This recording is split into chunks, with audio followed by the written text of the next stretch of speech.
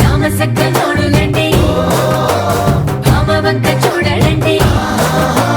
రాయభారం ఎందుకండి రాసి ఉంచినాడు రండి గుండెలోన చోటు సీతకే చూపులే మాటలై